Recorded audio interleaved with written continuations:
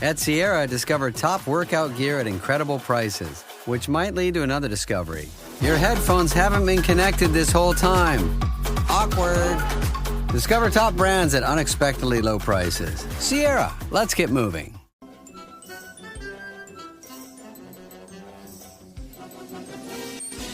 And welcome to a new episode of The Simpsons Did It. I'm your host, Steven Skolansky. And I'm your co-host, Robert Skolansky. In this episode, we're going to get homeschooled, I think.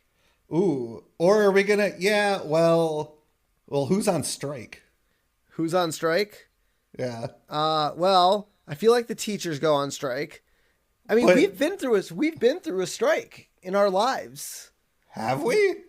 I remember a teacher strike in elementary, was it not elementary school, middle school. When I was in middle school, our teachers went on strike. I don't think the elementary school teachers went on strike. No, I don't think so. I think it was middle school. I don't think it was high school. I don't think it was all the teachers, but I do remember we got substitutes. We unfortunately didn't get party to what the Simpsons went through, where they got off for maybe a week or two. Could you have imagined if our mom was your substitute teacher? Oh man, I would have hated that. I would have been like, I'm not going to school today. I have a stomach ache. Might have eaten some rotten cereal. The people don't need to know that. Yeah, they don't. But yeah, I mean, this episode, I kind of wish we would have had more of this experience, but the teachers do deserve more money. They deserve fair wages. They deserve teaching tools that help enrich our students' lives. Yeah. I know here in Minnesota, I think it was maybe a couple years ago, there was talk of a teacher strike, but I don't think it happened. Let me just tell you, the state of teaching in the United States right now is awful. Yeah. It's I have a friend who, and you might have a friend as well, but I have a friend who was teaching in New Mexico, and he jumped to like 3 different schools, and each one was bad. Like the first school he taught at, kids wouldn't listen. Like half the time he'd post to Facebook to like write a conversation that he had with a student, and it's just, you know, the gif from Naked Gun where they all slap their heads. Yeah. Yeah, it's that kind of reaction that I got every time. How do I reach these kids? But I feel like we need to do better by teachers. Yep. And this episode kind of touches on it, and we'll get into it a little bit more. Yep. So this week we're gonna discuss season 6, episode 21. The PTA Disbands. No, it doesn't. I know, it's really weird. I mean, unless they did it as that joke where the guy jumps out the window and he's like, the PTA is disbanding. No, we're not. Okay, and he jumps back in through the window. So this episode and next episode, the titles don't make any sense. Well, I will get to next episode, but I think I might have a theory on how that makes sense. Okay. So you hold on to that theory, and we'll talk about it next episode. Yep. So the air date is April 16th, 1995. And the recap. 4 episodes. Yep. When Springfield Elementary teachers go on strike, parents step in to teach the classes. Well, at least one parent does, but we don't know. We don't know how the other classes shook out.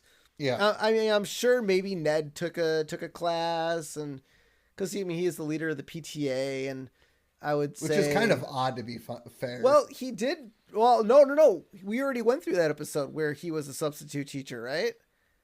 Wasn't that? Yeah, maybe. Because remember, like, it was the one where Principal Skinner went back to the army. Yeah. Well, So Principal Skinner Ned Flanders was no longer allowed to teach at Springfield Elementary because God has no space within these walls. Correct. So yes. So they just said be the leader of the PTA. You're not allowed to teach anymore. The chalkboard gag. I do not have power of attorney over first graders. Oh God. Is Bart trying to kill first graders? Possibly. Or make decisions for their lives. Well, yes, he thinks he's in charge of them. I mean, I he's would a say. fourth grader. Exactly. Fourth graders are evil. You were a fourth grader once. Are you saying you're evil? Yeah, just a little bit. Okay. The couch gag this week is the living room at the center of an MC Escher relatively style environment with the multiple staircases, the conflicting perspectives, and the family enters all from various directions, and they sit in their chair. And this is a repeat from Homer the Great. Yep. Well, we're in the back half of season 6. Yep. We've stated this multiple times. I think there's been one new couch gag in the back half of season 6. One. Yeah, I think so. So, yep. All right. Heading into this episode, we see the school bus, which is very, very, very beat up. Like the top of it's like half ripped off. There's a hole in the bus, as we'll learn soon. I don't know how this thing is driving. My friend who used to work on school buses would have a goddamn conniption if he saw this thing. Yeah, it's awful. And we go into the school bus and we see Milhouse and Bart sitting together, obviously. Yep. And Milhouse is like, "Oh man, this bus has seen better days." And he's like, "Well, it's better than the old bus." And we cut to the old bus, which is sitting on blocks. Yep. And then a leaf falls out. Was that the one that Otto hightailed it to Mexico in? Maybe. And to me, it looks like there's no engine in it. I couldn't really tell with the perspective because it's 2D animation. Yeah. But we also, it's parked underneath a tree to get some shade. And a leaf gently falls onto the bus. And the bus goes kaboom!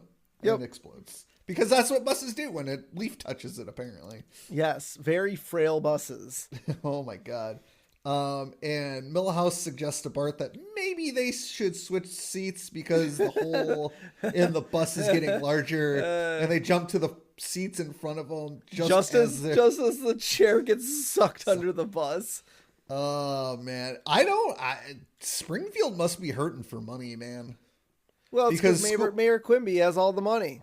That is true.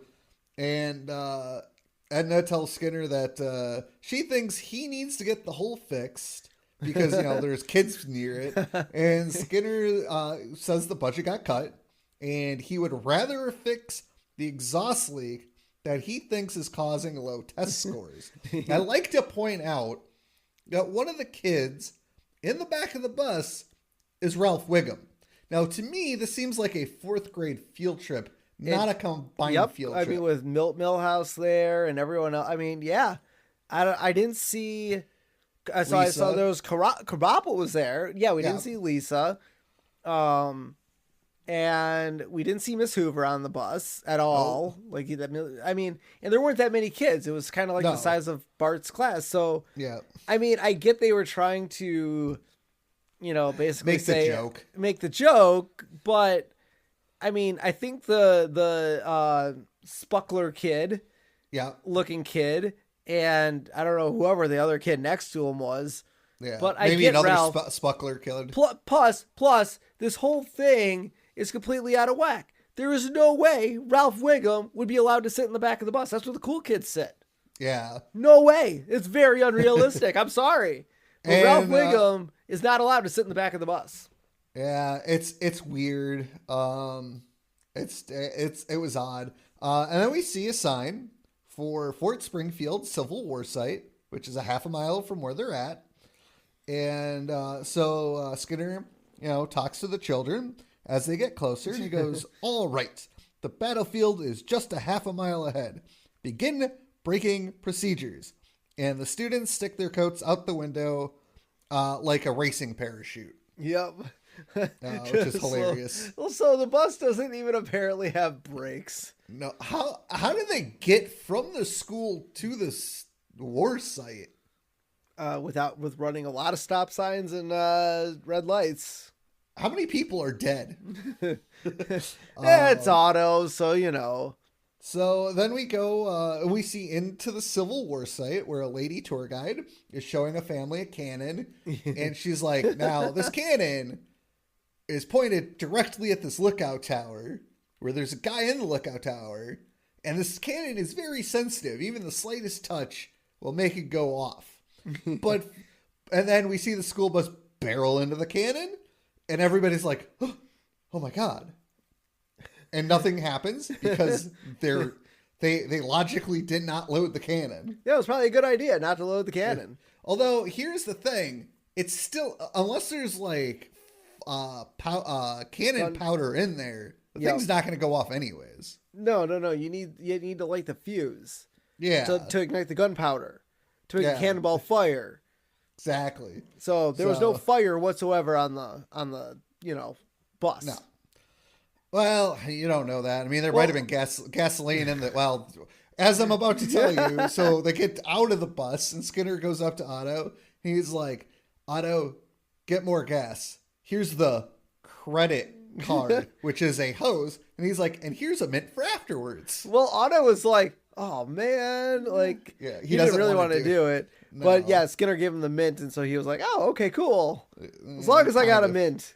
Yeah. Which Otto is, we'll get to Otto after this. So Skinner goes up to the counter. He's like, $5 a child? Last year it was free. New ownership. And then she points at a sign that reads, Disney, Diznee, Historical Park. Sorry, but there's profit to be had. Oh my God. These Disney jokes are killing me. Almost every episode they're putting it to Disney, man, and now they're best of friends. Are they best of friends? Do you ever watch any of the shorts, like the Disney shorts? Dude, go on Disney Plus and watch some of the Disney Simpsons shorts. They're really funny. I don't believe you. No, go on. If you guys out there in the world have seen them, be sure to give us a call, let us know, and email, let us know what you think of those. But Skinner's like, but we don't have that kind of money. In fact, no school could afford to. And then a brand new Shelbyville Elementary double-decker bus pulls up. Students, followed by a well-dressed principal, get out of the bus and approach the ticket booth. And I love how the guy's hat reads, World's Greatest Principal. Also, when the Shelbyville bus pulls up, the sign on it reads Veritas et Scientia. It's Latin, so I'm probably mispronouncing it. But it does translate to truth and knowledge. So apparently Shelbyville knows how to use their taxes. Yes. And the Shelbyville principal, his name is Principal Valiant. Kind of reminds me of Prince Valiant from... Is that Shrek? Yes. Well, yeah, so he was king. Was he Prince? He was Prince Valiant. I was thinking of Spaceballs, Prince Valium. Oh, yeah. I'm a prince? Yep. And then he goes up to the counter. He's like, here's the admission, plus something for you. See that the kids get a little extra education, would you? Yes, sir, Principal Valiant. And Skinner's like, he thinks he's so hot ever since he swept the Princey Awards. Those things are rigged. So before we move on, from my memory, when we did field trips and it cost money, we had to pay that money. Well, yeah, the kids have to pay to go on field trips. Like, we went to the zoo, Six Flags, exactly. The zoo again. So how does Principal Skinner not know that this is paid? Well, unless he thought it was free. Remember, he thought it was free because it was free last year. But wouldn't you double check? Wouldn't you call and be like, hey, you guys are still free, right? I mean, I know Principal Skinner's a moron. I was going to say, have you ever met Principal Skinner? No, I haven't, because he's a fictional character. Fair enough. But, like, logically speaking, I get if you go year after year after year and it's always free, I would still be checking every year because you never know. Yeah. So the kids obviously can't get in, so they do the next best thing. They try to learn from very far away. And they hoist Bart up on their, was it Principal Skinner's shoulders? No, Edna Krabappel's. Oh, Edna's shoulders. And he's like, well, I can only make out the fat soldiers. And I like how the guy, he's talking about the Springfield Army just basically relaxing. Yeah. And then, was it the Shelbyville like, was it Shelbyville that was coming over the think hill? So. They came over the hill all like beaten and surrendering, and they're like, we don't take kindly to surrendering. And then they go, like, it looks so realistic. Like the guy was stabbing him with his bayonet, and a guy looked like he took a back of a gun to the head. Well, as we learn when they chase him, it's all fake. Yeah, it's all fake. And one of the Springfield war enactors looks over like, hey, they're trying to learn for free. Get them. Use our fake weapons to beat them. Yeah. And Skinner yells at Otto to start the bus. And he's over there siphoning gas from the Shelbyville. He's like, man, I should have eaten the mitten first. Come on, man. Yeah. Have you never siphoned gas from a bus before? And so no, actually I haven't. Oh, he hasn't? And so I haven't. The kids are chased after, the bus, and Ooters looks like he's about to have a heart attack while he's running, and then gets beat to crap by the reenactors. Now, remind me if I'm wrong. Is Ooter in the 4th grade? I think so. Okay. I think he is, yes. And Mrs. Cabral like, well, Seymour, because of your penny pinching, we're coming back from a field trip with the fewest children yet. So -1? Or did more kids get left behind? I have no idea. And Skinner's like, God bless the man who invented permission slips. Yep, I remember, man. If you did not get... I think I missed one field trip. I missed at least one. And I had to sit back in class. I mean, I think we just watched movies because everyone else was on a field trip. But one time I honestly can't remember. I just forgot my permission slip or mom didn't sign it for me. Yeah. But yeah. Well, I remember in high school, we had to fill out on the permission, like every permission slip in high school, we had to fill out like which classes we were missing and get permission from those teachers. Really? As well. You don't remember that? I don't think we ever had to do that. Yeah. When I was in high school, we had to fill out which periods on the permission slip we were missing and have the teacher sign off saying it was okay for us to miss the class. Plus, our parents had to sign it to obviously okay for us to go on the field trip. So there was a field trip, I believe it was my senior year, I think it was for Spanish class, where they're like, well, we don't know what period we're going to be back. So I think I was going to be back in time for AP English, but they weren't sure. So I had my AP English teacher sign off saying it's okay to miss. We got back way before. I just spent the entire day in a different teacher's like office with other kids. It was hilarious. They must have changed the rules because, I definitely never had to do that. I remember having to do that. So back at school in the cafeteria, Bart is talking. Bart and Lisa are sitting together at lunch now? No, he just comes over to her. Yeah, but they're in the same lunch period. I mean, I share, well... They probably shouldn't be, but I'm pretty sure in elementary school, because I was thinking about this scene. Oh, I guess we had tons of tables full of kids in our elementary school. But my if my memory serves correct, for elementary school, 1st, 2nd, and 3rd shared lunch together, and the 4th and 5th graders shared lunch together. Oh, okay. So it might be right. But it's also possible that Bart went out of class to grab his lunch, or he looked in his lunch, realized it was the wrong lunch, and went into the cafeteria. Maybe. Or they all just eat lunch at the same time. Yeah. But Bart's like, I think I got your lunch. And he shows Lisa a handwritten note from his lunch bag. I'm very proud of you. Love, Mom.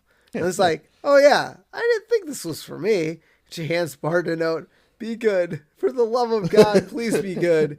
Now, the other question I guess I would have is I get the notes in the bags. Yeah. But if Marge is making lunch, typically our mom made the exact same lunches for us. It was either like bologna, peanut butter and jelly, whatever it was, until we got like hot lunches. Well, anytime we got a bag lunch. We got hot lunches in school. Now, mind you, we only went to school for 1 year together. Yeah. For 4 years apart. Yeah. So I never got your lunch. You never got mine. Yeah, but our mom also did put little notes in it. No, that too. I don't remember her ever making the same lunches for us, but also it depended on whether or not we wanted to eat the school lunch that day. Yeah. Oh yeah. Because I don't know if I think Racine still does this. I don't know other schools do this, but they always print it out like at least, I think it was for the month, if at least for the week, maybe the whole month, where they would just every day like what the lunch was going to be. I mean, in middle school it was always the same. Well, yeah, because they had like buffet style. Yeah. And I was always upset when the pizza was gone. Yep. That shitty square pizza, but it was so good. See, Thursday was always Salisbury steak day, and that was the day that I'd be like, nope, no, thank you. I will take a bag lunch. Honestly, I think the only time I really ever remember taking bag lunch for middle school was Passover. Yeah. Yep. That was about the only time. Yeah. So, and our teachers never fought in the cafeteria. No, they did not. They always fought in the teacher's lounge. Yes. So Mrs. Krabappel and Principal Skinner are sitting across from each other in the cafeteria. Apparently, I mean, I get why.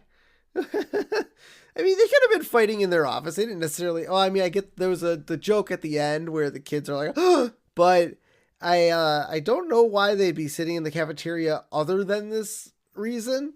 But Krabappel's like, Seymour, the teachers are fed up.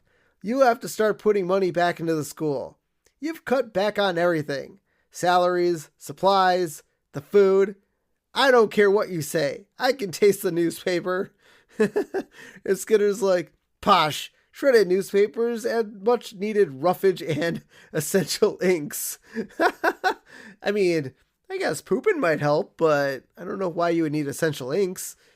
And besides, you didn't notice the old gym mats. Yeah, so we cut to lunch lady Doris in her kitchen, yep, pushing gym mats into a grinder. Like that, there's very little meat in these gym mats. Yeah, because there's no protein in gym mats. Yep.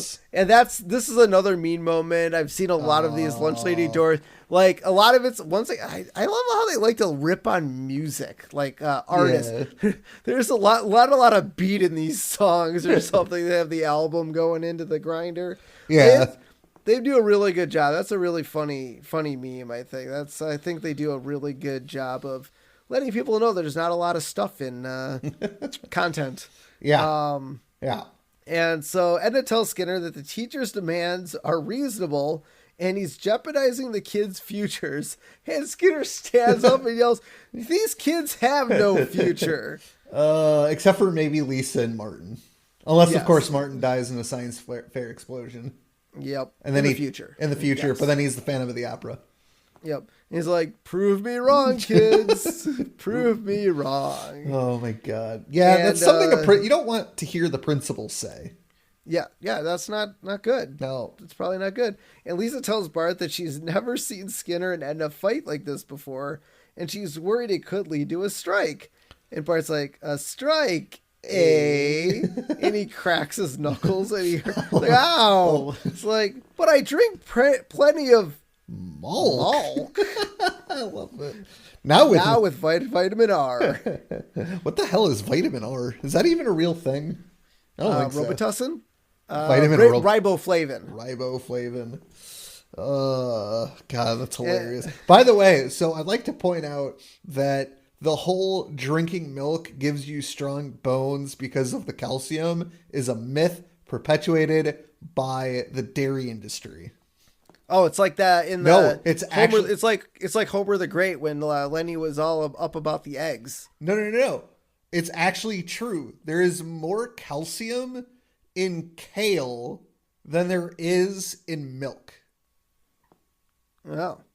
Milk actually doesn't contain enough calcium for your bones. Like, it helps. So, I'm not saying it doesn't help, but like when they're like, oh yeah, drink your milk, you'll be big and strong. That's a lie. Got milk? No. I don't want it. Does milk. A body good. It doesn't do a body good. It does a body good. I thought that was Gatorade. Oh, was it? What is... No. Is that milk? Is that what a milk slogan? Does a body good? I thought so. Oh, maybe it is. Yeah. But yeah, now, big dairy is out to get you. Now, we haven't talked about them milking rats yet, right? No. Okay. Because I thought that's where milk came from, was the rats. It might be. Maybe. Oh, we'll gross. put a pin. We'll put a pin in that. Yeah. If you guys know what we're talking about, awesome. If you guys don't know what we're talking about, wait for that episode. Yep. And so Edna takes Skinner to her classroom, and she says she doesn't have the supplies to teach. And Edna points out that the only books they have were banned by other schools. And there's Tech War, Theory of Evolution. I don't think that should be banned. Sexus. I don't know. I don't even know what that is. Nope. 40 Years of Playboy. I'm sure the kids absolutely love that book. Yep. That'd be a great textbook to have. Yep. Steal This Book. Okay. Okay. Yeah. What is that supposed to be a knock on Steal This Movie? No, Steal This Movie came out way later. Did it? Oh, Okay. yeah. All right. I just wanted to make sure. Weird Al even had a song called "Steal This Song." Yeah. And that was after this season. Yeah. Too. Oh yeah. Well, maybe the Simpsons did it. They were like, "Oh, steal this book? Ha, that's funny. We should Yeah. I don't know, maybe." Then there's Hop on Pop. I really should ban Elliot from that book What? Why is that book banned? because they talk about hopping on pop. I don't know. Yeah. It's not like poop on pop. Oh my god, I saw that meme. And then the Satanic Verses. Now, see, that doesn't need to be banned. Yeah, wasn't that in the occult section of the Springfield Elementary Library anyway? Maybe. Yeah. Don't ban that book. Just put it in the occult section. Now, to be fair, Theory of Evolution does not need to be in a 4th grade classroom. That is college level. Yeah. Maybe like high school physics. That's not physics. That's science. Evolution is science. Yeah, so is physics. Yeah, but that's a different type of physics. That's fair. Physics is like motion. Sorry, AP and... biology. How about that? There you go. Yes, that makes more sense. Okay. Physics. Well, you got to know how they physically evolved. That's not what physics is. And so we see Edna sees Bart in her doorway and tells him to leave. Of course.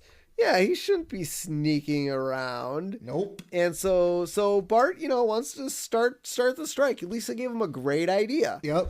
And he's like, Bart's like, I'm worried there could be a strike and the school would shut down. Ha! I'm sure you'd really hate that. There's not going to be a strike, Bart. Yeah, Skinner said you wouldn't have the wontons to go through with it. That's a good term for nuts. Yeah. Or the balls. Yeah. You don't have the wontons. I got to start using that. I'm going to use that the next time I need to. Okay. And Kerbopple's like, Skinner said that? Well, I had to clean it up a little. Clean it up. Yep. And, yeah. Yep. And so Skinner says he thought Bart was... No. No. You skipped the second part. Then Bart goes to Skinner. Oh, yeah. Bart goes to Skinner, and Bart's like, but basically, Krabappel said you'd give the teachers everything they want. She did. Yeah, she said you'd fold faster than Superman on laundry day. That's a great burn. That's a good line. I like it. And Skinner's like, we'll see about that. Yeah. Oh, that Bart knows what he's doing, man. He does. And I love how Skinner's like, oh, you really are a sensitive Yeah. person. You're not sneaky or manipulative at all. Yeah. Okay. Not sneaky or manipulative. Good one, Skinner. And so Skinner and Edna march into the hallway to confront one another, and they argue a little bit, and they kind of walk away. And Bart sticks his head out of a locker and does the cluck cluck buck buck, the chicken, calling each other chicken. And they're and Edna's like, all right, that's it. Teachers are going on strike. And so then we go into Miss Hoover's room, and we hear Edna and Skinner fight over the microphone to make the announcement. And Skinner gets to it first. He's like, everything is okay. There's nothing wrong under my watch. Whatever I say is authority, which, not really. And it like shoves Principal Skinner out of the way, and she announces the strike. And so we see Lisa worried about the strike, and Ralph raises his hands. It's like, Miss Hoover, does that mean you're on strike? And she's already out the door in her car. Like, Miss Hoover must be Superwoman, because she was out of that classroom in like 2 seconds. Out like a flash, man. Yeah. And as she's driving away, she's like, I'm on strike, and like throws papers in the air. I don't think the kids could hear her though, because she's driving. Now, teachers don't get paid when they go on strike, right? Because that's a personal call. Correct? I don't know. I guess it depends on the union rules, but they might collect, I'd have to ask. I have a friend who works for a union. I'm pretty sure they get partial salary if they go on strike. Okay. I know it's like they're doing it. Like they're deciding, oh, we don't want to work until we get our demands met. Yeah. I guess I don't quite know if that means they can still get paid or not. No, I think they still get paid, but not a full salary. Okay. And so we cut to the gym where this little girl is on the hanging bar, not the bar, but like the pull-up thingies, the circles. Yeah. I forget what they're called. Mrs. Pommel Horse. I love the fact. I like to get down now. And I like how there's no mat below her. No. Why are they like, the only two in the gym? Like, where are the rest all of the other kids? Well, maybe it was extra credit. I don't know. But I feel like when you do those like that high up, you'd have a mat below in case you fell. Yes. So she could just like go and just land on a mat. But there's no mat. Nope.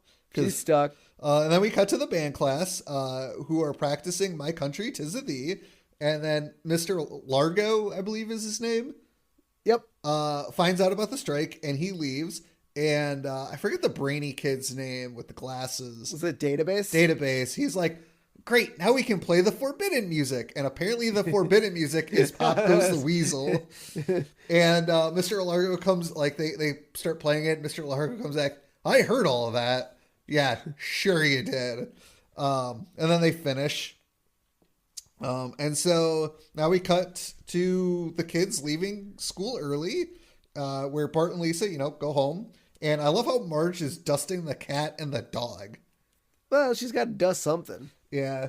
And so Marge, sees her kids and she's like, Bart, Lisa, what are you two doing home so early? Bart's like, great news, Mom. Lisa's like, horrible news, Mom. Bart's like, the school's on strike. Maybe forever. Oh, overload. Pleasure overload. And then Bart kisses Santa's little helper on the mouth and goes running up to his room. Which, yep. Yeah, that'd be great. I don't know how teacher strikes kind of work, because like if the regular teachers go on strike, I don't think the school district is allowed to hire substitutes. No, well, I mean, they just pull from the substitute pool. But wouldn't the substitutes also be on strike? No, they don't have to be, because they're not in the union. Substitute teachers, I don't think. But I think most subs would probably side with the teachers. Maybe. Also, they're scabs. Nobody likes a scab. Or they become scabs and just become permanent teachers. Yeah. Nobody likes a scab. And so Lisa tells Marge she is prepared for a strike. And she pulls out her strike preparedness kit, which has a math textbook, cafeteria-style fish sticks, a picture of the school, and a tape recording of a teacher telling her to sit up straight, eyes forward, no talking. Is that gum? Is that gum? Is that gum? Is that gum? Calms Lisa down a little bit. Now, I think this is the only kit that Lisa ever has. Yeah, and it's not a little bastard one.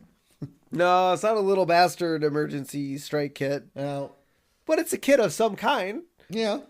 So I think this is the only time we see Lisa bust out a kit like Bart did. I mean, we haven't seen Bart bust out a kit in like 2 seasons.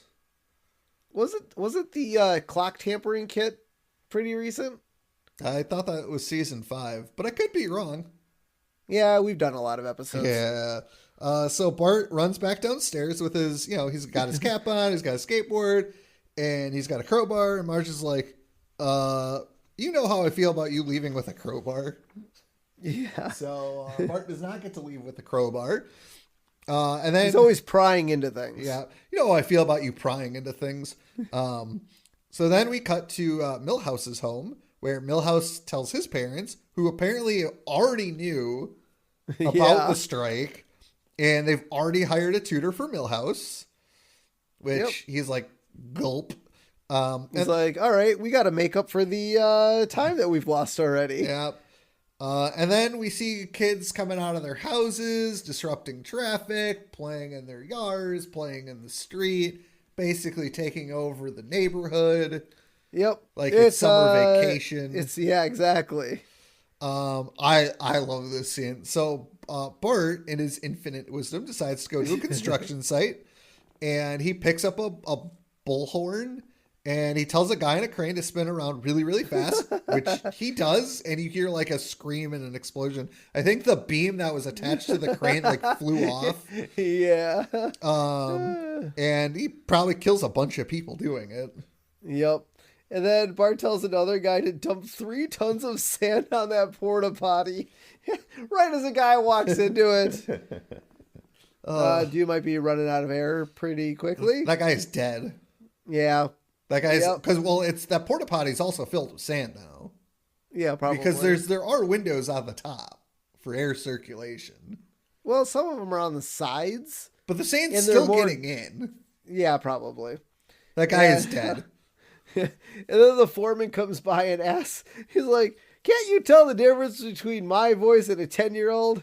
And he sounds exactly like Bart. Well, that's because I'm assuming Nancy Cartwright voiced both characters. Yep. Yeah. No, that was awesome. That was great. Absolutely fantastic. And they kind of looked alike, but wasn't the foreman black? He was black and not yellow.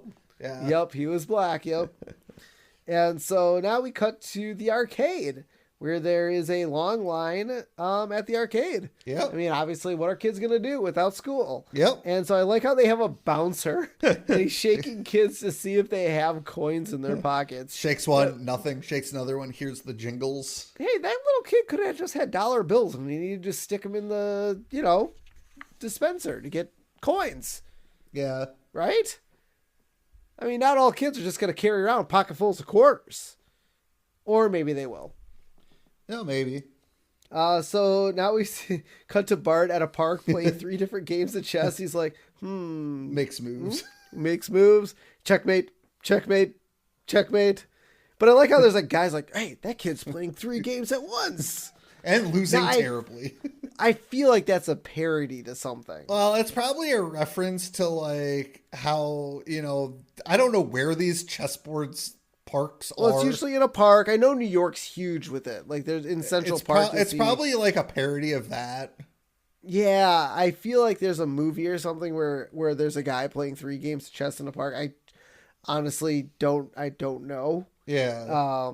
But we cut to Homer. He hates teachers being on strike because now the kids are home. Yeah. I mean, I'd hate it. I mean, how are they doing? Well, I guess Marge is a stay-at-home mom, so I mean, yeah, she could take care of the kids, make lunch, and do all that. Yeah. And, Lisa tells Homer that they are trying to make changes to make things better. Mm-hmm. It's like, Lisa, if you don't like your job, you don't go on strike. You just go in every day and do it really half-assed. That's the American way. That's so sad, but so true. Yes, it is. Unless if you're in a union. If your job is in a union. Dude, I hated working at the airport because I wasn't union, but the company I worked for, all their employees were union, and they were the biggest bunch of whiny babies on the planet. Wait, why weren't you part of the union? Because I was office worker. I wasn't an actual the company I worked for cleaned the airport. Yeah. And the airport cleaners were part of the union. Gotcha. I was salary and not part of the union. But dude, anything that they didn't like, they complained to the union about, and not a lot of it made its way through at all. Yeah. But okay, for example, what is like the stupidest thing they complained about? So the stupidest thing they probably complained about was the uniforms. Like we forced them to wear like these nice uniforms. Oh my God. You know, they had to be the shirt had to be tucked in, but they complain about I mean, I get religion, like I get religious things and stuff like that, but like some of the Somali women and their stuff that they wore complained about the way the uniform fit and everything. It's like, no, we picked this because of this.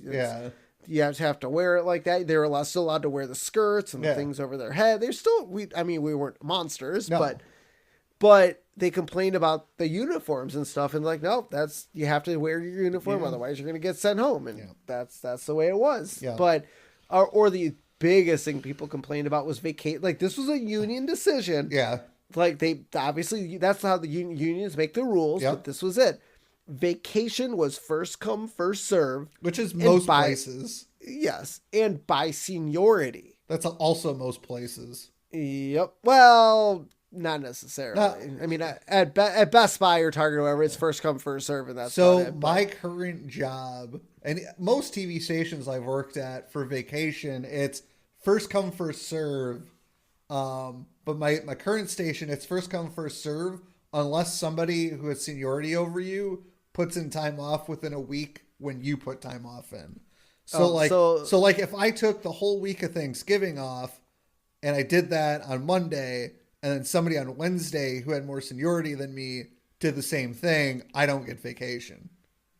Which is dumb in my opinion. But so that was always a big problem. And how the union did it was like, okay, everyone submits from like, it's like October to December 1st, like October 1st to December 1st, you submit all your vacation day for the next year. That guarantees you those days. Gotcha. And it is based on seniority. But then what would happen is like the fourth one I'd have to deny. Yeah. And they'd come and complain and blah, blah, blah. But here's the worst thing, because, you know, they'd want it off anyways. They would literally call in sick. Oh my God. Anyway. That's and dumb. Just like that's how you get fired. Well, that's the problem. You couldn't. I mean, being a part of a union, they'd fight it and blah blah. I mean, we'll get off this topic. Yeah. Like unions. Thanks, Homer. Thanks for the diatribe. Yeah. But then Lisa's at the table. She pulls out some textbooks, you know, but without the approved syllabus, she has like no way to make her education go. And March is like, Lisa, you have to relax. Yeah. And Lisa's like, relax? I can't relax. Now I can yield, relent, or only two synonyms. Oh my God, I'm losing my perspicacity. Perspicacity. Yes. It's the last place you look. It's always, yeah, she runs out the room and Homer's like, it's always in the last place you look. And so we cut back to the school and we see the strikers out front with a couple signs. There's 2 + 2, a raise is due. Okay. A is for apple, B is for raise. No. Nope. And gimme. Yeah. That sounds about what they're doing. Yeah. Gimme. Although I do agree with on this one. I think I do agree with the teachers. Oh, absolutely. I'm gonna have to agree with the teachers. Teachers are underpaid, overworked, underappreciated, and get shit on by parents, kids, and administrators. Like our mom, she taught for 14 years. And it's like, now granted, I guess I kind of remember our mom buying some supplies for her classrooms. Yeah, she usually did, yeah. But like that's kind of like a big issue in the United States is like teachers don't make any money. Even if you worked in the system for 20 years, you don't make a lot of money. No. Like it's what? But you do get the summers off. Kind of. Maybe. Depends on the school, depends on the teacher. Like maybe you have to teach summer school. You know, again, teachers don't make a lot of money, so they might have to work a second job over the summer. Yep. So. Yeah. And so Lisa asked, she asked Miss Hoover outside the school, she's like, what would we be learning if we were in school? Get away from me. Get away from me. Yeah. I don't think she wants to talk to you, Lisa. Nope. No, she doesn't. And then Edna announces that another union has joined in on their strike. And it's just one guy who's a piano tuner. That's about it. Yeah. Yes, it is. Yep. And I love this part. This is probably one of my favorite parts of this episode. Oh my god! Bart walks up to the crowd of striking teachers. Now for Operation Strike Make Go Longer. Yep. Yeah, he's losing his English without being in school here, and he tugs on a sleeve of a teacher, in the back of the group, and whispers to him, "You know, I heard Skinner say the teachers will crack any minute." And the teacher whispers the information to the person ahead of him. They play telephone with the information. Yeah, exactly. And the teacher whispers to Krabappel, it's like, Skinner said the teachers will crack any minute. Purple Monkey Dishwasher. So if you guys have ever played telephone, typically that happens. Yeah. And she's like, well, we'll show him, especially for that Purple Monkey Dishwasher remark. And I use Purple Monkey Dishwasher a lot. I'm sure you do. Anytime I need to send a message to someone else who told me a message, I always add Purple Monkey Dishwasher to the end of it. Yeah. And no one ever gets that joke because they don't watch The Simpsons as much as I do. But for those of you that are listening to this episode, I highly recommend Purple Monkey the next Dishwasher. time. I recommend if you ever have to pass a message from one person to another in your work environment, your life, whatever it is, please add Purple Monkey Dishwasher. I'd like to see how those people respond. And so now we get Superintendent Chalmers talking with Skinner. And Skinner asks how he could be so incompetent. You didn't read what I wrote. It's Super Nintendo Chalmers. Yeah, we don't know that yet. Don't we?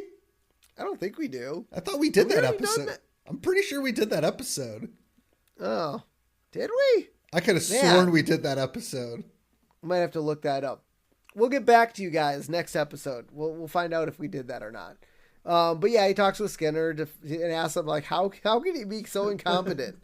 And Skinner tries to talk, but Chalmers immediately interrupts him to listen to all the support the teachers are getting. And I love how Edna's holding a sign that says honk if you love cookies. That's a good way to get support, or at least try to. Oh, we have not gotten to Super Nintendo Chalmers. Yeah, see, I know what I'm talking about. 10. Yeah, where are you at, man? Season 6? Yeah, exactly. A little bit behind, dude. Or you mean a little bit ahead? And by a little bit, you mean a lot of bit. Like a lot of it, yes. But yeah, I mean, people do love cookies. Good cookies. Yep. But obviously that's how they're getting support. Yes. The honking. The honking. So that sounds like a horror movie. The honking. The honking. So now we cut back to Milhouse. We finally figure out what Milhouse is up to. Yep. And he's learning about colonial America. Like, I love this is written on the chalkboard. Colonial America, 1776 to 1836. Pretty sure it was before 1776. Yeah. There's a little thing called the Civil War. No, isn't that? No, that's the slavery. Yeah, well, Revolutionary War. There you go, Revolutionary. We haven't been in school in like 15 years. Give us a break. Sorry guys. I need a tutor. Yeah. Apparently a better one than the one Milhouse got. Yeah, I mean they did get them pretty rushed. Yeah. And I like how he's like, okay, Milhouse, I'll give you 15 minutes of recess. Your assignments are to read chapter 7 through 13 or something. Yeah. Yay! And he runs out and sits on his porch and he sits there reading his thing. And Bart comes up to Milhouse and he tells him he found a hive of killer bees and asks Milhouse if he wants to throw rocks at the hive. Oh my God. Doesn't sound like the best idea. No. And Milhouse like, well, I can't right now. And he's like, oh, we can do it in a fortnight. Buh? Basically, I could play in 2 weeks. Huh? Oh, that's great. And then we cut to Jimbo watching a soap opera with his mom while Dolph and Kearney go to the arcade. And this is where we learn that Jimbo lives in an elegantly decorated home and enjoys soap operas. So he's being a bad boy out of, like, I'm guessing his like, it's that wealthy kid who knows he's wealthy and stuck up and is the bully of the group. Correct. Kind of like the Johnny, what's his name from Karate Kid? Johnny Lawrence? Johnny Lawrence, yeah. His family was like the rich, stuck up. That's true. Yeah. Go to the country club kind of guy, but he was more of that bad boy. Yeah. And so, yeah, we see Dolphin Kearney playing arcade games. We get Escape from Death Row. I think we've seen that one before. Razor Fight 2, The Slashing. That one's new. Larry the Looter, which I believe that's old. I think that's an older one that I think Bart was playing that at one point. I love the last one, Time Waster. Yep. And Dolph is like, man, I'm getting so bored of playing Razor Fight 2, The Slashing. Yeah. Because that's all they've been doing. They've just been in the arcade playing games. They must be stealing other quarters from other kids. I mean, I feel like they just need structure. Well, like like going to school. Yeah. And so Bart's next mischievous plan is to go into a bank. And he's like, what do you mean they're out of money? And it causes a panic. And the banker is like, no. It's at his house. It's at Bill's house. I mean, Fred's house. And everybody starts fighting one another, and Bart's happy with himself. But Bart's just causing all sorts of mischief. This is what happens when Bart doesn't have the bank's out of money. I don't remember what else he said. There was one other thing, but yeah. And so now we cut to Marge is in the kitchen cooking, I believe, and Lisa just begs Marge to grade me. And Marge gives her an A. Yeah. For what? To calm her down, which it does. Yeah. And then we cut up to now it's nighttime, and Marge and Homer are in bed and talking. And Marge is like, I'm worried about the kids, homie. Lisa's becoming very obsessive. This morning, I caught her trying to dissect her own raincoat. And then Homer mentions to Marge that she also made a perpetual motion machine. And it's a joke because it keeps going faster and faster because that's the joke. Yep. That's what a perpetual machine does. And Marge is like, there's something so weird about a boy flying a kite at night. Hello, mother. Yeah. Oh, God. That's great. And so Marge tells Homer they have to get the kids back in school, which Homer agrees to. And he calls for Lisa. And he's like, in this house, we obey the laws of thermodynamics. God, I love that line. that is so great. Oh, it's fantastic. And so now we cut to the school where they're having a PTA meeting with Principal Skinner and Edna Krabappel there, and Ned Flanders is overseeing it. And so Ned's like, all right, Edna, why don't you tell us your side? And Edna tells the parents that they want a raise and better equipment for the students. And all the parents are like, oh, yeah, okay, that sounds reasonable. And Skinner responds by saying they would have to raise taxes. And they're like, oh, taxes. And they just go back and forth like that, where Edna's like, come on. And Skinner does the money motion with his hands. Oh, that means money. Taxes. Yeah, they're gonna raise taxes. So the problem with the whole scenario is that if the teachers were going to go on strike, they wouldn't go to Principal Skinner to demand more money. They would go to the district because principals don't really set the budget. And they don't really, maybe for like the school. I mean, they can divvy up the budget. Yeah. So the district will tell the principal, hey, this is how much money you have. Yes. But they don't set the salary. More supply. Yeah, they don't set the salaries. The budget is more for field trips, parties, events, assemblies. Upgrades to the school. Yes. So they get a budget for that. Yeah, but like, I don't know. I don't think the school's budget includes the salaries for the teachers. No, it wouldn't do that. It wouldn't do that. So the problem with this is kind of my major issue with the rest. Well, with this episode is Principal Skinner shouldn't be arguing with the teachers. He should be on their side because he'd probably want to raise too. and they should be arguing with Superintendent Chalmers. I have that stuck in my head. Superintendent Chalmers, because he would be the one setting the salaries for the teachers. Yep. Or like there's a board and he's part of the board. So this part of it is kind of odd. It's funny. Like it's a funny bit, but it doesn't make sense. And so I love Ned's like, well, I guess we'll just have to agree to disagree. And Skinner and Ender was like, we disagree to that. Hey, they agreed on something. Yay. But they don't realize it because they're so angry at each other. Yep. This is a dilly of a pickle. It is. And so some guy freaks out and he's like, oh my God, the PTA is disbanded. And he jumps out of a window. And Ned's like, we're not disbanding. And the guy like jumps back in through the hole that he created in the window. Yeah. So my point stands. Why is the name of this episode the PTA Disbands? I don't know. Maybe because of this quote? I don't know what they were thinking. They could have been. I mean, look, the Simpsons have done a very great job at doing really piss poor titles. Yes. Up until this point, they could have literally titled this "The Teachers Go on Strike." Or that would have made more episode. sense. That would have made. I don't know. That would have made more sense than the PTA disbands, but they don't. Exactly. There is literally nothing involving the PTA, and this is. Well, I mean, I guess this kind of involves the PTA, but it's like a 2-minute section of a 22-minute episode.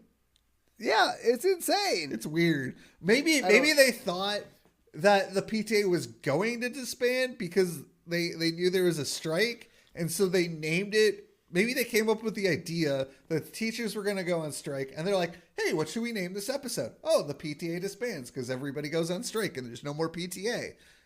And then they wrote the episode, and they're like... But it's the PTA, it's the Parent Teacher Association. So the parents didn't go on strike, the teachers I don't know, I'm did. just trying to throw a theory out there. Maybe I don't know. It's ridiculous, anyway. Terrible. So Ned's like, well, the town of Springfield has a plan for this. So he pulls out the official Springfield emergency plan in the event of a prolonged strike. And the sheet says, replace teachers with super intelligent cyborgs. Or, if cyborgs aren't invented yet, use people from the neighborhood. Now, was this written in the 30s or something? I don't know when this was written. Maybe it was written. Well, it was probably written when the union was formed. Maybe, yeah. And maybe the union was formed in like the 60s, and sci-fi was thought cyborg teachers. Yeah, cyborgs were going to be a thing in 30 years. I don't think we have robot teachers yet. No, we do not. We have They'd probably be. Well, we have Zoom. That's not a robot; it's the teacher on the other end of it. That's fair. And so we get some teachers. I love this scene so much. Our first teacher is Jasper, and he goes over the rules for the class. Here are the rules that Jasper has for his classroom. Talking out of turn, that's a paddling. Looking out the window, that's a paddling. Staring at my sandals, that's a paddling. Paddling the school canoe, oh, you better believe that's a paddling. This scene so much. So, so good. The Simpsons man has his own company where he makes his own paddles. Yeah. That's a paddling on it. Yep. So go check him out. The Simpsons man on Instagram, or Twitter and on Facebook. Check him out. Order yourselves That's a Paddle and Paddle. Yeah. And you can hang it in your home. Yep. Otherwise, that's a paddling. Otherwise, that's a paddling. So Professor Frank is our next teacher, and he's teaching kindergarten. Feel like he could probably could have got a grade up a few. Yeah. But he's teaching the kids about the science behind the ball popping toy. Yeah. And one of the kids in the class like, can we play with it? No, you can sit there and enjoy it on the many levels that I have. And but I feel like he could have been Lisa's teacher just by itself. Like, just Lisa. Lisa would have probably been so stoked just to have Professor Frink as a teacher. Oh, absolutely. And so now we get Mo teaching a class, even though like you could get people from the neighborhood to teach a class, but Mo runs his own bar. He has no reason. But it's the middle of the day. Yeah, but what about the barflies? They're at work. The barflies are at work? I mean, I guess Barney can work at the Bolorama. The other two guys probably have jobs. Maybe. I guess if they're going to pay for drinks, I guess they have to have jobs. Have to have a job. Yes. So we get Mo taking attendance, and he's like, "Okay, when I call your name, say present, or here. Oh no, say present." now I always said not here. And then I always got. You can't see my face, but I'm rolling my eyes at you. Or I say Bueller. So he clears his throat. I need a bath. And then all the kids laugh. And Mo's like, all right, settle down. I need a bath here. And all the kids are laughing. Even Bart's like, we get a shot of Bart just really cracking up. It's like, all right, fine. Maya butt reeks? Yeah, the kids laugh even more. Hey, what are you laughing at? What? Oh, I get it. It's my big ears, isn't it, kids? Yeah, Mo does not have big ears. Oh. Thanks for explaining the joke. Yep. Isn't it? Well, they can't see the episode. We're explaining it to them. But hopefully they've seen it before. Yes. He's like, well, children, I can't help that. And he runs out of the room crying. And so we see that Bart has an entire list of all the subs that he's run off, which include Chief Wiggum, which, has a day job. Yes. Well, he can work nights. He could work overnights and then teach during the day. I guess so. Plus, he's an incompetent teacher. I don't think they'd want him anyways. Yeah. Barney. I don't know. Once again, Bolorama, but I guess he could have got some time off maybe. Yeah. Lionel Hutz. Oh, good Lord. Or Miguel Sanchez. Yeah. That would have been so cool if it was Miguel Sanchez. Gabe Kaplan. He's a comedian and poker player. Oh. Okay. He's a real person. It was the same guy, right? You just didn't type in the guy's name and got a comedian and a poker player with the same. No, that's in the book. Oh, is it? Oh, I must have missed that part. Okay. Well, his name is in the book, but I looked it up. Yeah, it's a real guy. Okay, cool. So Milhouse is impressed by Bart because he, got the teachers to continue going on strike, or I'm sorry, getting out of class. Yeah, the subs. Yeah. And Bart says, in my weaker moments, but I pity them for reminding myself that they are just trying to teach me. No. God, you read that horribly. He says in his weaker moments, he pities them, but then he remembers, or he reminds himself that they're trying to teach. So then he doesn't pity them. Yep. Yeah. Yeah, don't teach Bart, man. No. And don't try. Don't even try. Yep. And so Skinner comes into the classroom with Leopold. And man, he comes in all hard. He's like, all right, you little punks. You're not going to mess with this substitute. Because your new substitute is Marge Simpson. Hi, Bart. Hi, Bart. Oh, God. Dude, again, I would have been embarrassed if my mom was a sub for one of my classes. Oh my God. I would not go to school, or I would request a new classroom. I would ask the principal to have her recuse herself for a conflict of interest. Yeah, there you go. Yeah, my mom can't grade me. She'll give me an A. Or she'll fail me because she hates me. Or she'll fail me, yes. So she doesn't show favoritism. Yes, exactly. Oh, yeah, that would be bad. Yeah. And so Marge, introduces herself to the class. I like how she writes on the course, my name is Marge Simpson. And then underneath it says Bart's mommy. Oh my God. Wow. And then Nelson laughs at Bart and shoves him in the back of the head. Yep. Rightfully slow. And Milhouse had to remind Bart of the booby traps. And Bart's like, and runs to the front of the class to remove a thumbtack placed on the chair. Yeah. It would only hurt for a little bit. I've sat on a tack accidentally before. It's a little bit painful, but okay. And helps Marge onto her seat. And that makes the class laugh even more. Yeah. And then Bart gets back to his seat and Milhouse is like, I was talking about the other booby trap. And And he runs up to and like basically tackles Marge out of her chair before a giant log swinging from the ceiling hits her. Yeah. I'm like, man, Bart put a lot of effort into these pranks. Why is he trying to kill a teacher? Holy shit. Yeah. Because, man, he doesn't want to learn. No. And maybe Milhouse helped him get that thing up there. I was going to say, man, that thing's got to be heavy. Yeah. And, you know, after Bart, you know, saves Marge, and Marge says, man, we've been doing that prank since I was a kid. What the hell? How is that a prank? That's not a prank. That's murder. You're going to juvie, and then you're going to big kid prison. Because you ain't ever getting out of jail. Prank? It always comes back to the dean. Prank? Prank? And so we see the Simpsons sitting down to dinner, and Homer's like, so how was everyone's day at school? Horrifying. And Lisa's like, pointless. And Marge is like, exhausting. It took the children 40 minutes to locate Canada on a map. I love Homer's like, Marge, anyone can miss Canada. All tucked away down there. Oh my God, that's Mexico, you moron. Oh my God. Oh, Jesus Christ. That's great. Yeah, Lisa's not learning anything. No. Well, I mean, she's learning how not to get a paddling. Yeah, exactly. And because Lisa hates chapters, because they got sent home early because he got his beard caught in the pencil sharpener.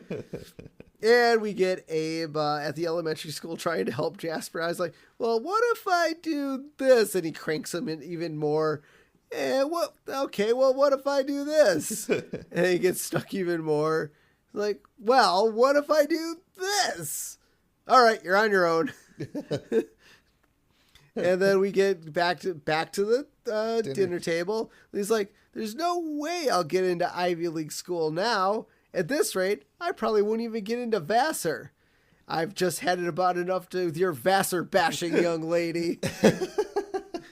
Now, is Vassar the all-women's college? Oh. Or is that a different one? Or is there one? I don't think there's an Ivy League. I don't think so. All women's. Vassar College is a private liberal arts college in Poughkeepsie. Okay. New York. All right. Oh, in New York. Okay. Yeah. And so Bart's like, all right, and runs into a crawl space. So Bart's like, look, Mom, it feels really weird having you on my turf. How would you feel if I started mopping the floor? Bart's like, I'd be thrilled. You can start right now. And then Bart runs into the crawl. I'm going to get myself stuck in that crawl space. Oh, I hate when he does this. And then she starts whacking the wall with a broom, trying to get him out of there, I guess. Now, they have a basement. You wouldn't necessarily have a crawl space if you have a basement. I don't know. Well, I mean, it could be like the cupboard under the stairs, like in Harry Potter, maybe. or. But she's banging on the kitchen wall, isn't she? Dining room wall? I can't quite tell which wall this was. It almost looked like the wall in the living room. I don't know. It was weird. But anyways, Bart decided to, trap himself to get attention. I don't know what he was doing. And so now we go back to the school where it's recess and Marge is, watching over the kids. Teachers do that at elementary school. Yep. And Bart gets her attention and he's like, Mom, I need $1 because kids keep taking his lunch money. And he's like, I need that money to buy candy. Yeah. And so Marge, hands him $1 and she's like, all right, off to your friends. And the friends are actually the bullies and they beat him up. And Bart is like, why isn't my mom stopping this? Oh, we got a distraction. And the distraction is Kearney doing a jig for Marge. It's like, that's a nice jig, Kearney. Oh, God. That's great. And so Bart says he needs to get the real teachers back. And Milhouse tells him that Skinner and Edna are like two positively charged ions because they'll butt heads. Yep. And Bart's like, Za? Bart still has no clue what's going on. Yeah. I mean, Milhouse really should have stayed homeschool, man. I mean, I guess. Why would his parents send him back to Springfield? I mean, especially since it's because it's real cheaper. teachers. It's cheaper than having a tutor, probably. I guess so. Yeah. I mean, he's making a bunch of money down at that box factory, right? Oh no, sorry, the cracker factory. Yeah, he's making the what cracker has factory. Luann done? What? What does Luann even do? Is she a stay-at-home mom too? I don't know. I don't think she has a job though. Okay, we might learn it in the future, maybe. Yeah. So Milhouse drags Edna into the school, and she's like, "You're telling me there's a surprise party for me in Skinner's office?" Okay. And then we see Bart dragging Skinner to his office. He's like, and Skinner's like, "Going to my office? That's highly irregular for me." Why would that be irregular? Like, wouldn't that be like a regular? Would you be in your office like 70% of the day? Yeah, exactly. It's such a weird line. So then Bart locks Edna and Skinner into Skinner's office, and he's like, "I won't let you out until you reach an agreement."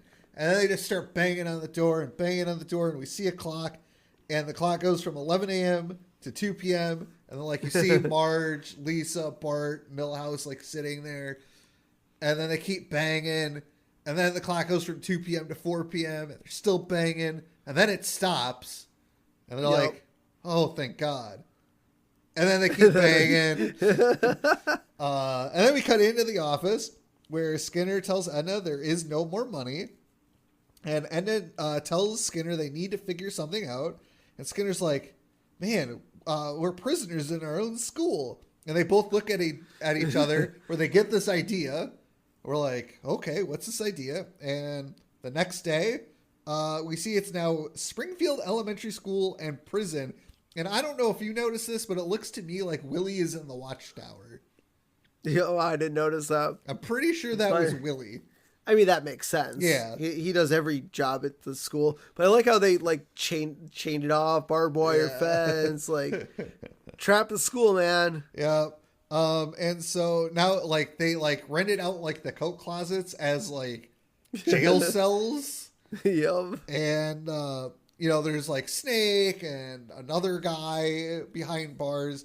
And the other guy, like, rips part of Martin's shirt off. Which, Martin got too close. And it scares all the other kids to move away. And Skinner's like, "Well, this will help scare some kids straight." And at which point he pats Bart on the head. Saying, "Oh, yeah, it's going to help Bart." And Snake asks Bart to help him break out. And he's like, "There'll be something for you, something in it for you." And Bart's like, "I'm listening." And that's the end of the episode. Yep. Yeah. Go ahead. Not my favorite episode. I mean, I originally thought it's weird. Like watching this episode and I saw the title. Yeah. And I almost, because I didn't realize what this episode was, I just didn't remember it by the title. I was like, "Oh, is this the one where the Principal Skinner and Edna were making babies and I saw one of the babies?" I think I had that thought too. For some reason, I thought that this was that episode. No, that's season 8 or 9. Yeah, so I start watching it. And I'm like, "Oh, this is definitely not this episode. Wait, this is the strike episode?" I mean, I love the paddling. Like, I love Jasper and the paddling. Yeah. I mean, I just Purple Monkey Dishwasher. Purple Monkey Dishwasher. Yes, I do love that line as well. But overall, this episode just seems so blah to me. Like, it has no impact. I just don't get it. I'm doing to eat my shorts. Yeah, I just don't have any bearing. Like, I don't have no impact. Like, I can't see myself watching this. I can't see myself, seeing, like, going looking for it. It just seems so blah to me. Yeah, like, it has no weird impact. Yeah, it's really weird. The title is just wrong. Yeah. Flat out wrong. The fact that they made it seem like Principal Skinner is the one that pays the teachers, even in a rural community, there's still a school district that sets the salaries for teachers. Like, that's how it works. Principals have no bearing over it. There's a couple funny lines in here. The paddling scene is fantastic. And I agree with you. I'm not gonna seek this episode out. Honestly, if it was on, I might even turn it off. Yeah, I mean, even like the ending, even the ending to me, like they're okay. The school's now a prison. You cut back 1 week later, prison's gone. Yeah, it's like it never existed. Like, but that is the Simpsons MO, though. But I mean, I get like lack of continuity. Like, I get it, but I mean, I would have been happy if the next episode was like a Sideshow Bob episode, and like the school like put Sideshow Bob in the school because it's still a prison. Like, yeah, but they were never going to do that. Like, maybe they carry the joke over or something. Yeah, but it's weird. It's just I feel like it's a throwaway episode for them. Like, well, they were told, oh yeah, you guys need to write 25 episodes for the season, and they're like, well, we've had all these like really solid episodes. We don't have an idea. Fuck it, let's make the teachers go on strike. That's our idea. Let's write around it, and we'll animate it. We'll write the script, and we'll do it. Like, I mean, the foreman at the construction site. That's a funny scene. Like, there's a couple of funny scenes. Yeah, like the scenes that are funny. Okay, but they threw those in there. I'm gonna go with you. I'm gonna agree. I'm gonna say 2. Don't have a cowman. Is that 2? Oh, no, Eat My Shorts. Eat My Shorts. Don't have a cowman. 3. Yeah, you're right. Yeah, Eat My Shorts. It's just if it was on, maybe I'd watch it if I had nothing better to do. But like if I turned it on, like if I turned the TV on and it's that episode, I'd probably go, let's see what else is on. Like, it's not a 1. It's not disastrous. There are funny bits to it, but like the title itself knocks it down a peg. Yeah, that just takes the whole point off because it has nothing to do with the episode. Yep. No, and for those of you that might disagree with us, fine. Yep. I'm all for hearing your thoughts. I'll tell you where you can leave those thoughts in a minute.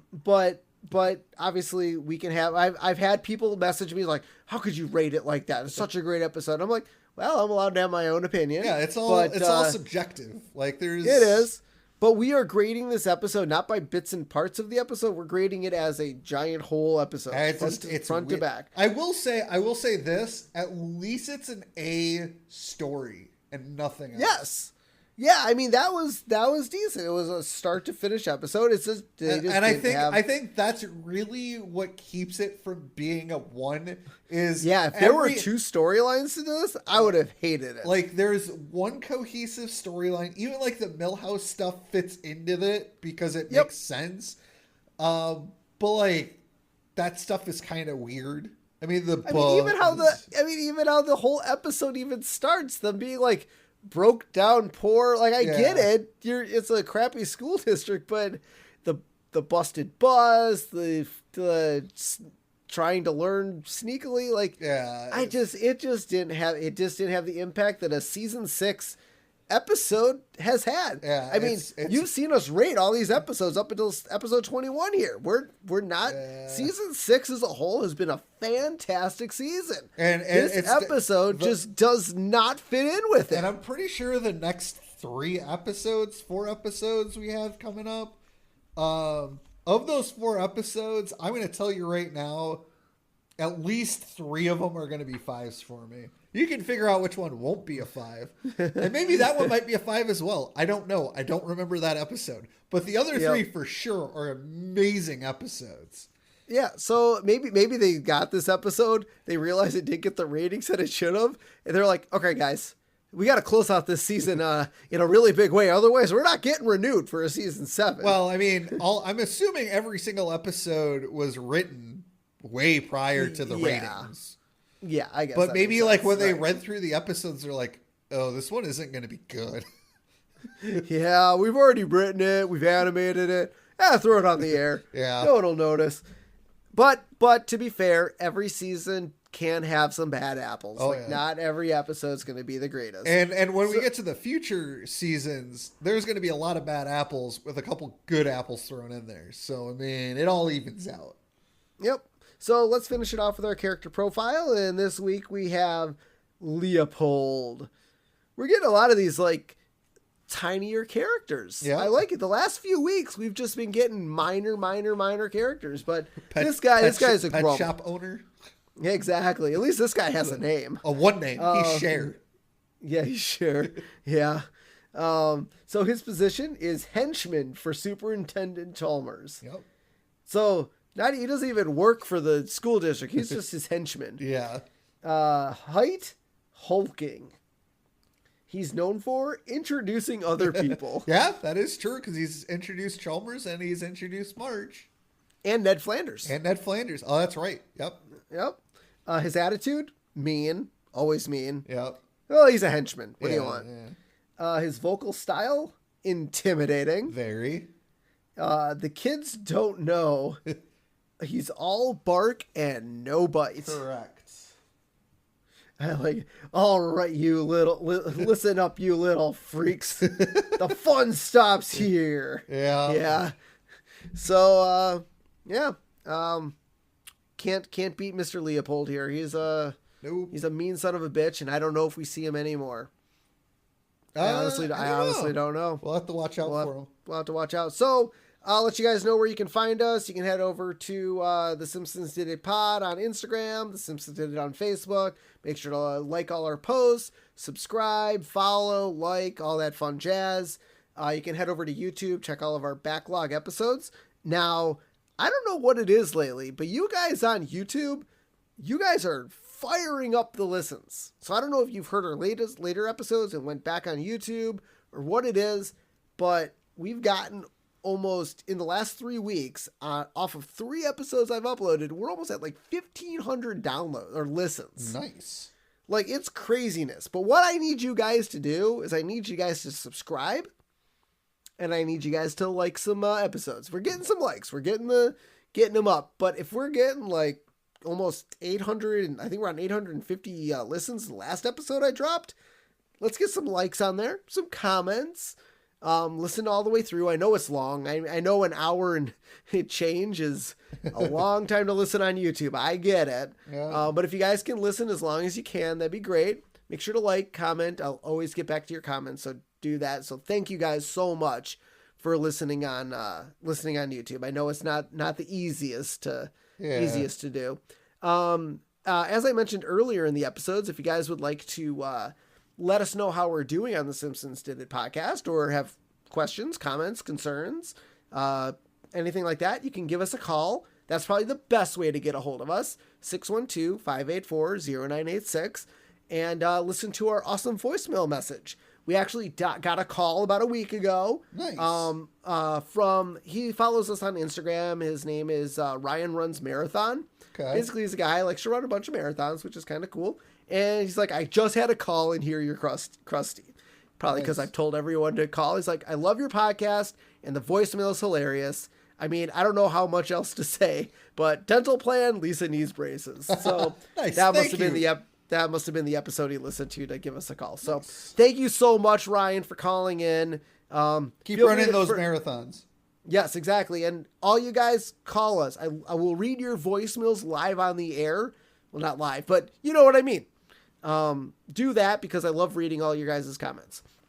But if phone calls aren't the thing, email us, thesimpsonsdiditpod@gmail.com. So until next time, I'm Steven Skolansky. And I'm Robert Skolansky. And this has been The Simpsons Did It. Shh.